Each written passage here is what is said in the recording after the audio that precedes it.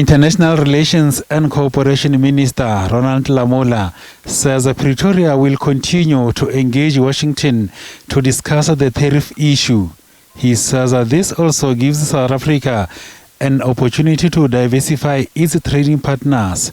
Lamola says Africa should also consider the African Continental Free Trade Area for intra-African trade and economic integration.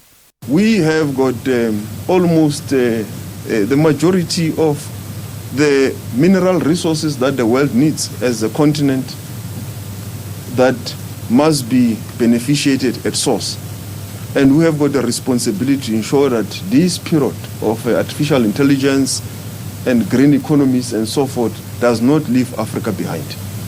And South Africa has got a bigger role to play as a member state of the African Union through the Africa Free Trade Area, but also as a member of various multilateral organizations to continue to champion this issue. Sectors such as agriculture, automotive and textiles have historically benefited from duty-free access to the U.S. market under the African Growth and Opportunity Act. However, Lamola says countries have to now look at alternatives. Jobs, livelihoods, and the economy. And our focus is to preserve that.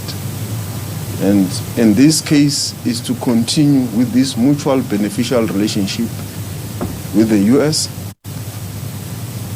while we continue to diversify.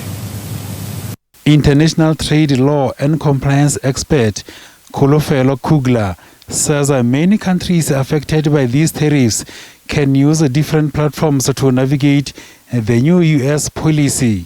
In terms of how African countries can navigate the new U.S.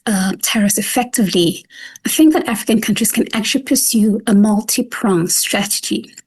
First of all, obviously, they can continue negotiating with the U.S., including engaging the U.S. in multilateral fora like the World Trade Organization, and also continue to engage with the U.S. on platforms like AGOA, including its extension beyond the 30 September expiry date. Kugler says that these tariffs have an impact on the African continent. We see that the U.S. tariffs are already impacting the African economy.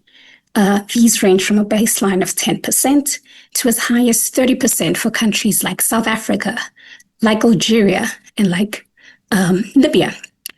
But we've already have started seeing these effects. So far in Lesotho, we've seen the effect of that 50% threatened tariff. Remember that 40% plus or additional tariff was never levied. We've seen the human cost. We've seen factories shut down. We've seen mass layoffs. And we've also seen a declaration of a national disaster in a country where the textile industry was the #1 private sector employer. Meanwhile, AGOA will also lapse at the end of next month, and South Africa continues to hope its participation will be renewed.